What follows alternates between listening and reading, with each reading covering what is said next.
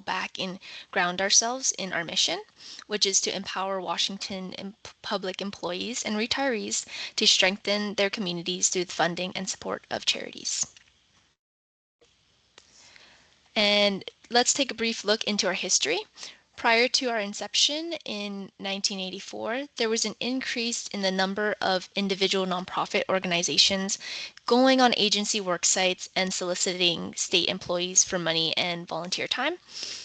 So in response to this steady increase, in 1984, an executive order from Governor John Spellman was created. The Washington State Combined Fund Drive was created to consolidate the numerous charitable fundraising campaigns that were conducted at these work sites and then trying to combine it into a single unified effort. So this consolidation aimed to reduce costs for both the nonprofit organizations and also provide state employees with a convenient way to donate through payroll deductions. Then, as the CFD continued to grow, the Ethics Board deemed the program in 2000 part of state business, which is why volunteers like you are allowed to work on CFD projects during your workday. Now, how much of that workday can you devote? That will always fall back to your agency. And so you would have to go and ask your higher ups kind of, is this good? Can I devote an hour, 2 hours? It all depends. Then in 2003, we became official state law. And in 2004, we were real cutting edge as we created one of the first online giving programs or platforms for public employees in the country. We are still on that platform, so we're really trying to get ahead and get onto that 2.0, but still working with that 2004 one. So again, especially I saw that there's a lot of new folks here to the campaign. Say you're really trying to do a CFD facelift for your agency, but you're getting some pushback on using work time.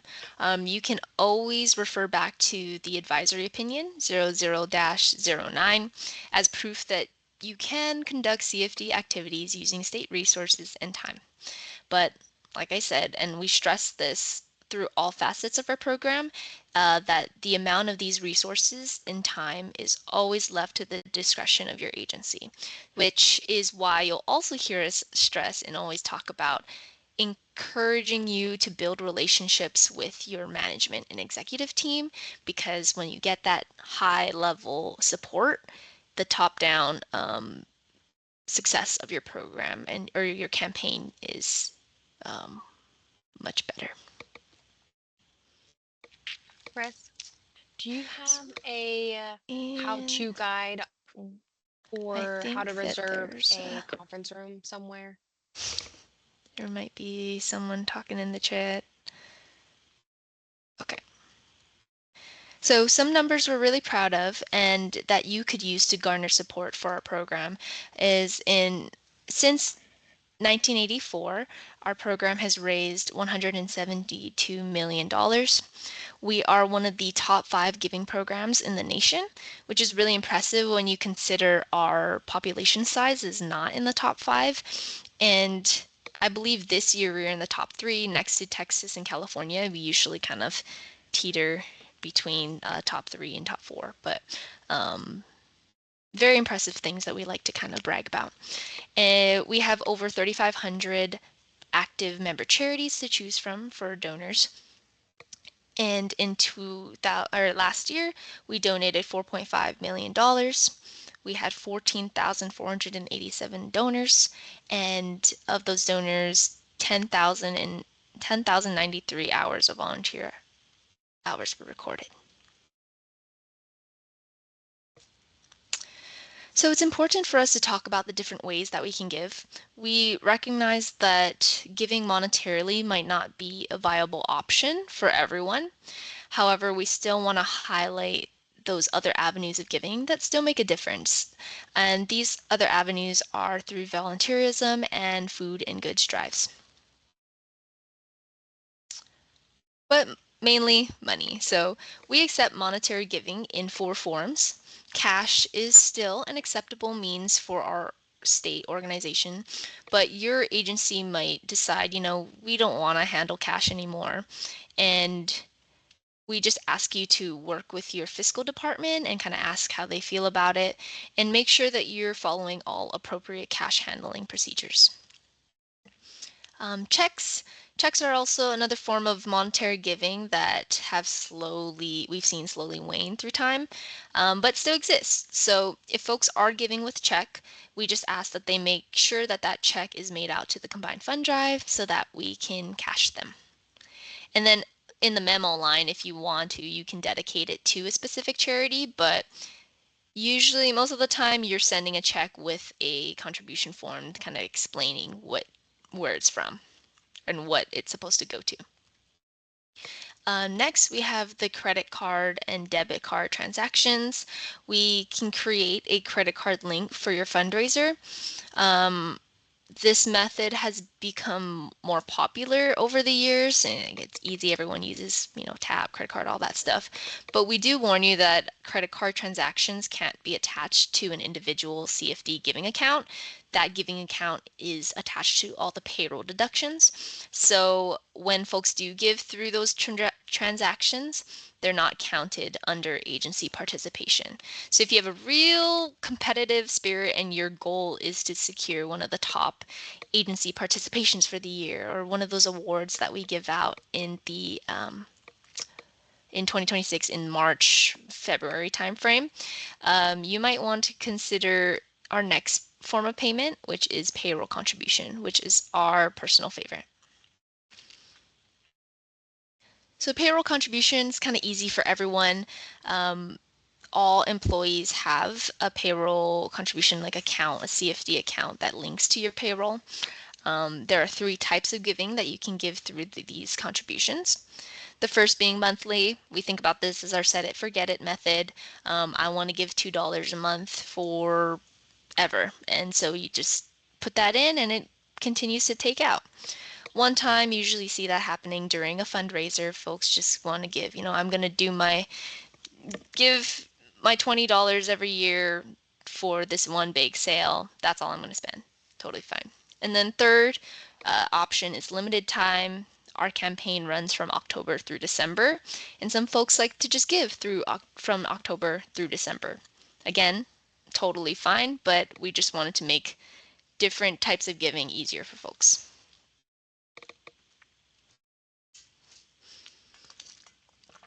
And then, as I said earlier, we do have volunteer tracking. The easiest way to get there is to go to our site at give.wa.gov, click on that big green donate button on the top right of the screen, and then that would take you to our charity search engine. You'd search up that charity that you volunteered at, and then that should take you to this little drop-down menu where you can click on this green button and log your volunteer hours. And volunteer hours is also something that we celebrate as an award. So the top agencies that give the most amount of volunteer hours, we like to celebrate that. And so food and goods drives, you can scan this code and save the link. There's also a ways to give page on our website under the donor dropdown that you can follow. All these things I can show you more on Thursday if you're joining us for our outreach and resources training where I do like a online website walkthrough. But this is just another way that we like to, and we started this, I want to say 3 years ago now, to try to capture as many forms of giving as possible. And food and goods drives, especially, the CFD ourselves, we host a well-fed, well-read event where we partner with Thurston County Food Bank and the South Sound Ring Foundation to collect food and goods and kind of make that a competition and a fun event.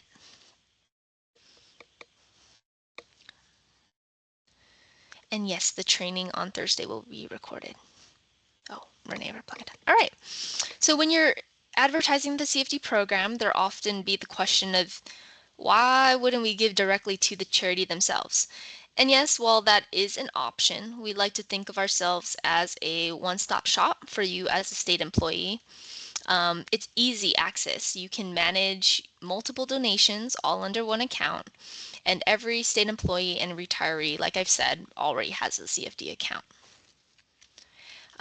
2, it's secure, so all accounts are tied to your employee ID, and then we exchange through a secure file transfer with your payroll system. 3, the choice is yours. You're free to choose from any of our member charities, and we're just the people that administer your funds. Anonymous, some folks really like that option to, I want to give, but I also don't want to get bombarded with thank yous or any mail listings or anything like that. I just want to give, be quiet, don't talk to me. Totally fine. We give that option. And then the last one is if you are doing itemized deductions at the end of the year, it is tax deductible. So we do give you a breakdown. No matter what, we always send out a breakdown of those deductions to folks at the end of the year.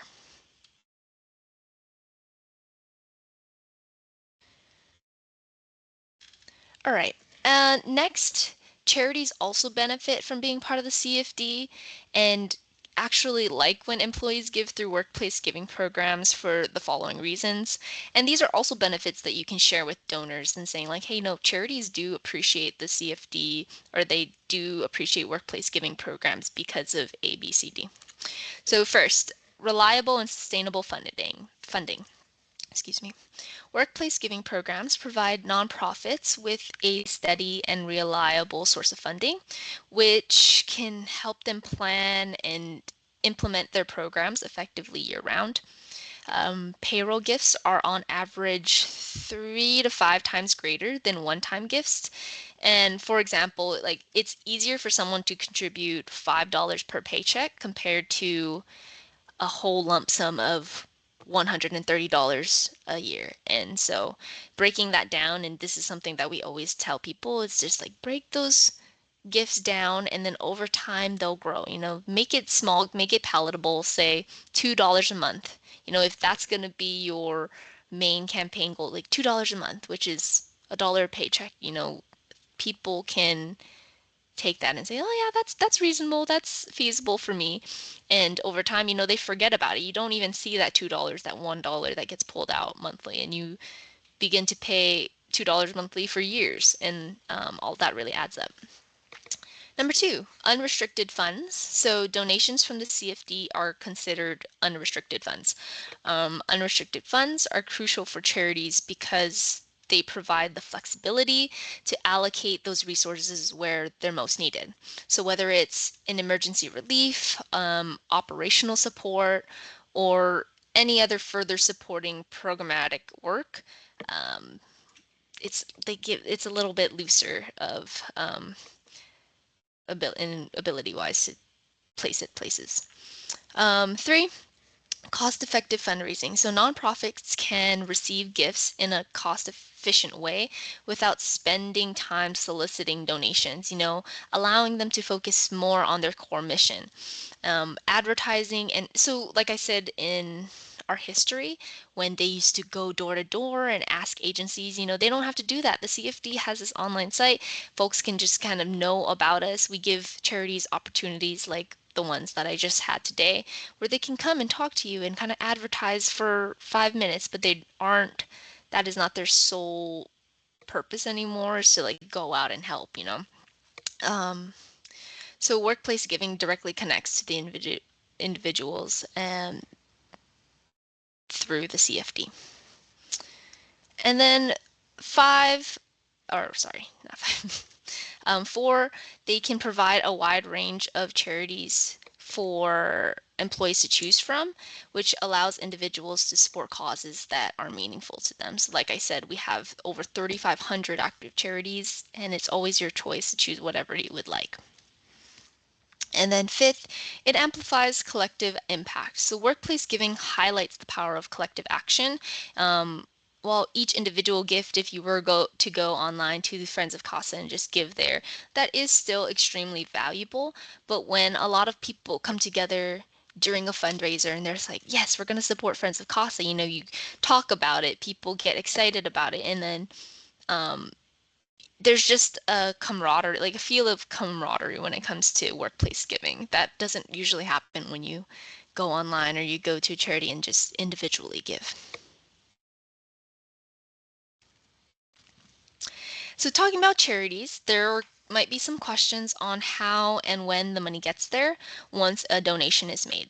So we disperse on a quarterly basis. You can see on the left side here, the disbursement quarters are listed following the calendar. So the steps for disbursement goes like this. A state employee adds or makes a payroll pledge, which doesn't mean we get that donation instantly. You go into your account and say, I would like to give $10 to the Friends of CASA. The next step is we would receive those funds about 3 days after payroll is processed. So it'll go through your fiscal figures out pulls for you, and then we receive those funds after the payroll cycle. And then third, Renee will go in and balance those funds monthly. And balancing those funds means that in an instance, we would get $1,000. We're projected to get 1,000, but we actually receive $1,010. So where did that $10 come from? Renee goes in, she does some sleuthing, and then figures that out for us. So once Renee does that and reconciles all those funds, we then disperse those funds to charities following that quarterly cycle I showed you.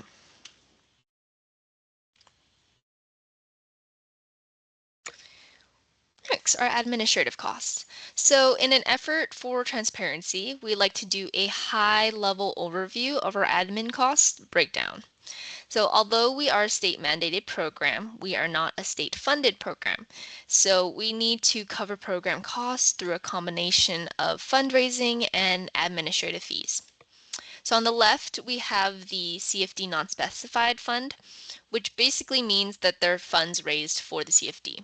We are a governmental nonprofit, which means that we can also be one of those charities that you select to give to. Those folks who do select to give to us through payroll contribution help to offset our admin costs, and in a way, folks feel like that kind of helps to give a little bit to all charities by lowering and offsetting that cost or those fees. And then we'd have agency fundraisers. Sometimes agencies opt to give their funds from their fundraiser events to the CFD because similar to the payroll contribution, they know the benefits of helping to offset admin costs. Next are corporate donations. So the CFD is allowed to solicit for donors.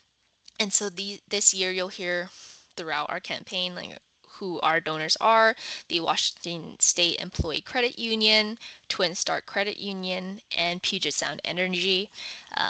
Those donors really help us if we want to run those larger scaled events. So when it comes to leadership breakfast, when it comes to First Week to Give, sometimes for our spotlight event of the campaign, we get some donations from these corporate partners, and that just really helps us celebrate in a larger scale.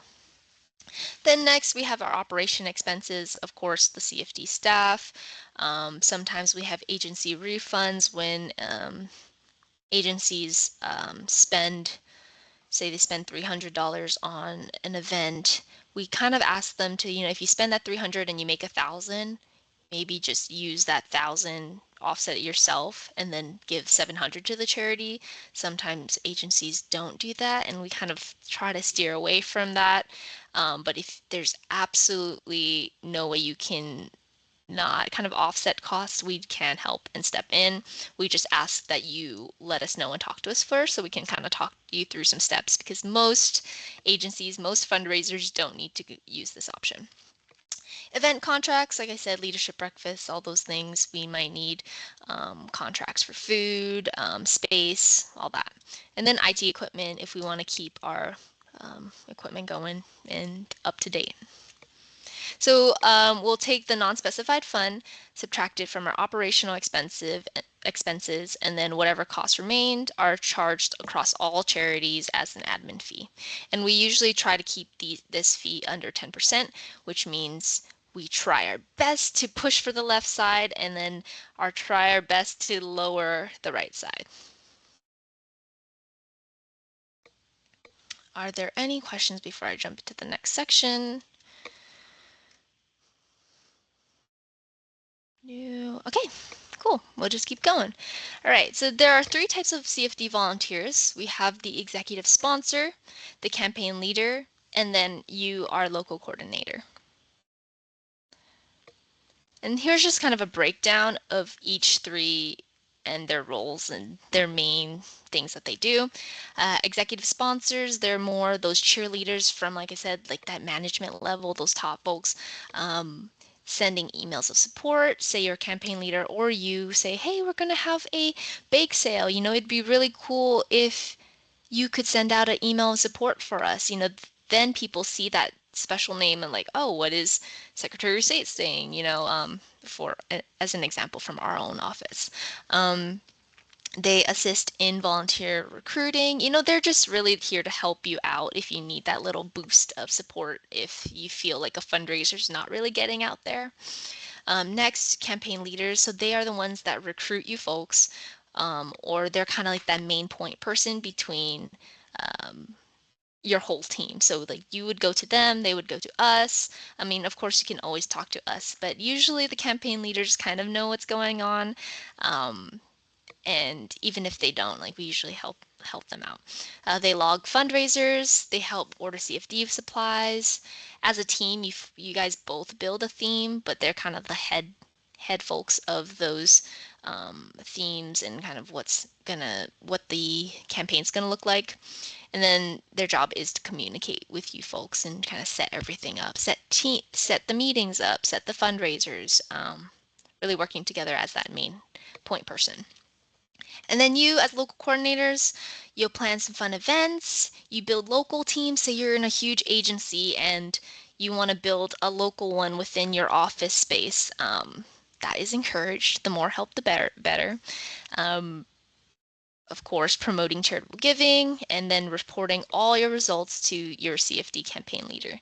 In theory, they would already know what you're doing because you're talking as a team, you're having good communication. But if not, make sure after your little local team does something that you make sure to tell that to your CFD campaign leaders.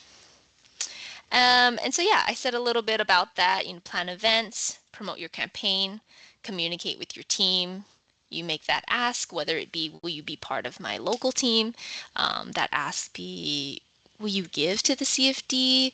Will you support? That's kind of your job. You're kind of those like energizer bunnies for the CFD team. And then recruit. So when it comes to recruiting, your team is what you make it. So when you're going to look at the whole team as a picture, it's important to think who who's going to be in this. Variety is key. Am I going to have someone who's really creative, and then I'm going to have someone who's very like by the books, they're really organized. I'm going to have that person who will go out and make that ask and are really excited for things. You want to get a mix of personalities on your team, and of course find that balance. If you're going to have a lot of folks going out there and excited, but there's no one that's organized and set and be like, wait, but what is our plan going forward? Sometimes that doesn't work out the best either. And then different experience levels. So, a lot of folks, there's turnover sometimes, and you might be brand new. Feel free to reach out to the CFD team if you feel like you're drowning, you're kind of by yourself.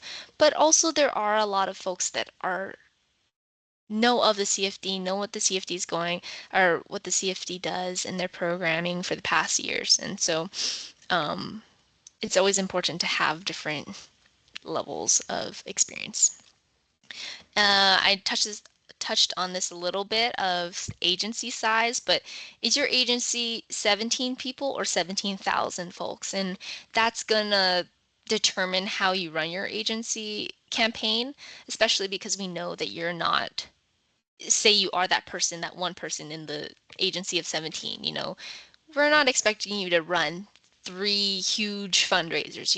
If all you can do is get the CFD name out there, post a few flyers, maybe do one little promotion, or even just promote our events, like that is more than enough for us. And then, of course, if you're part of that 17,000 employee agency and you want to go all out with events, we are there to support. Our team also loves to come to events and support you folks. And so if you invite us, most of the time we will try our best to make it. And then, of course, where, if you have different offices across the state and you want to make sure that you have at least one person in each office so that you've got some consistency going throughout the campaign.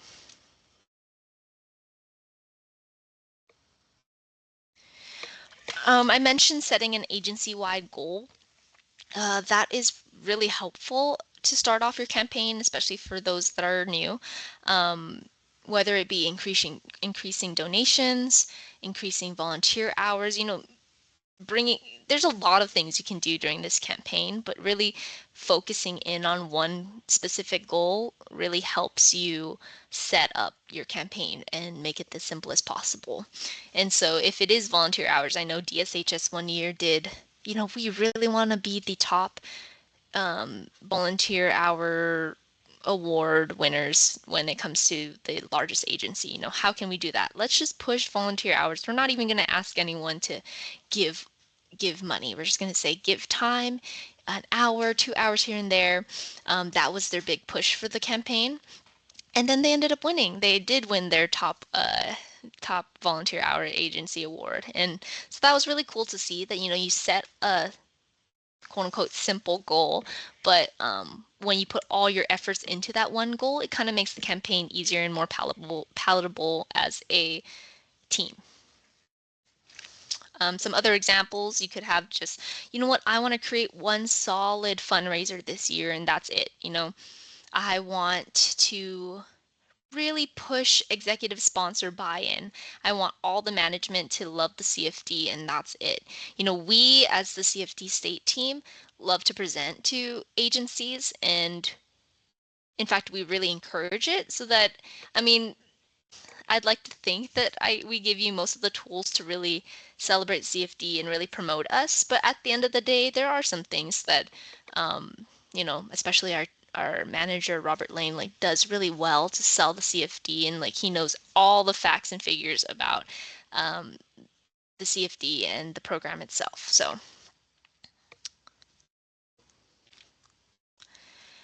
another one of your jobs, if you would like, is to plan a fundraiser or promotion. Like I said, you don't have to, especially if you're starting off and this is your first thing, but it's always fun. People always love to be a part of a fundraiser. I would say consider doing a campaign kickoff event. So like I said, our campaign starts in October. Um, and then goes through December. If you want to kick off an event and be like, I'm going to do a bake sale. At that bake sale, I'm going to show folks what the CFD is. I'm going to talk to folks about it and really get them excited. I want to do a bite of the CFD, which we've seen other agencies. We've seen Ecology do this. We've seen L&I do this, and it's been really successful. People love food, and people love competition. People love their pets. Um, we'll talk a little more about this in our fundraiser section, our fundraiser training, which is next week, Thursday. But yeah, just some few things to think about. More on promoting the campaign. Um, I know that some folks can't make it to my Thursday one, so I just want to still throw this on here. On our website, under the volunteer page, I do create marketing material for you through the campaign. So once it starts, you can kind of show up there and see what I have for you. And those look like PDF posters, email and social media templates. We have virtual contribution forms.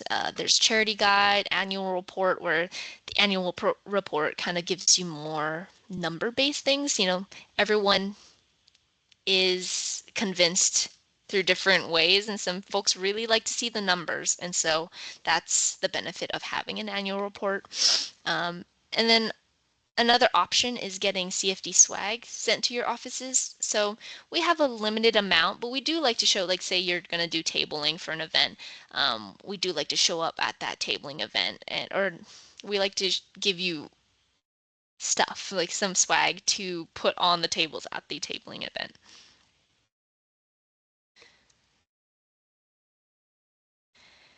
And then lastly, just considering some engagement opportunities. Like I said, invite us to an all-staff meeting. what you can do is try to highlight employees that are active in the community, maybe in a newsletter that you have going out. Speak at your agency celebration, do a little CFD spotlight. If you need slides from me, those are the things that I can create, or I do have some created for you, like a quick, like 4 slide, what the CFD is, how you can participate. It's sort of a condensed version of this training. And then lastly, like we did today, invite charity speakers at your agency meetings. And hopefully that was impactful for you. But we have found that it is impactful for people because they don't get to see the charities face to face, and they don't get to like really hear what's going on. Sometimes if you're just scrolling through a charity guide, you just see their name and their charity code, and you're like, okay, I can kind of get a gist of what you are and what you do, but I'm not really compelled to give to you. And so when you do give those charities that face time, it does make a difference.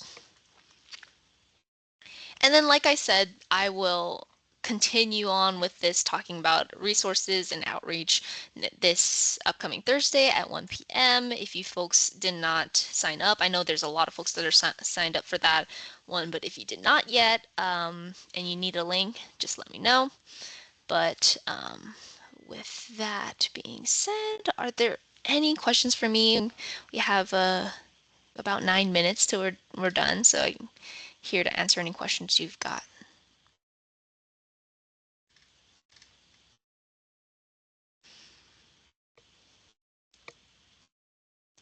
Does what take place on a particular day? Yes, Jennifer. So I was wondering the event. So if we're doing a fundraiser in the office and we decide to have a photo contest, does it have to be on a particular day? Is there a day for this event? No, absolutely not. You can do it anytime. So the CFD runs all year.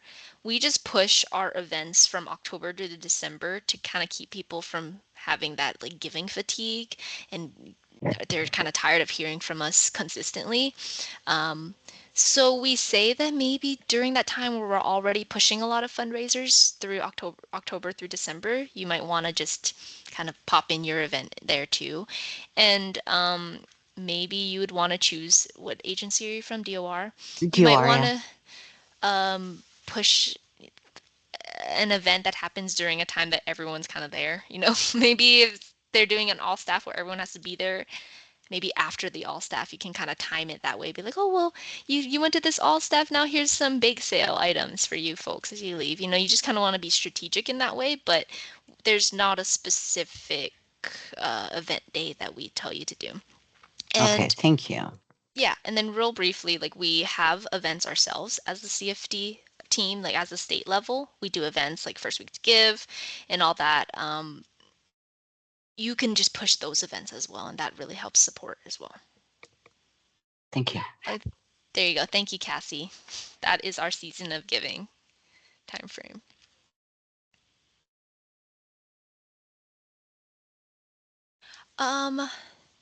What is the process? So you can always reach out to charities yourself and just kind of see if they're available. If there's a charity you want to do, for example, the Thurston County Food Bank or something, and you want to have them talk, you can always go to their website and reach out. But I mean, since we have some time, charities, volunteers. This is the volunteer resource page I was talking to you earlier about. There's a speakers bureau down here, and that will give you a list of charities that have reached out to us depending on county. Say I'm in Thurston County, so these are all the charities that have come to us and say like, hey, we're willing to speak, here's our contact person, and it just kind of does a whole list of folks. Does that answer your question, Alyssa? Awesome, cool. What other questions? We have some more time. Okay, well, if there are no questions that you have for me, Renee and I will be here for the remaining 5 minutes in case you're a little shy and want to ask your question without so many folks in. But thank you so much for being part of it. There will be a survey that we send out soon, and I would love to hear some feedback about how we can make this training better. So thank you, everyone.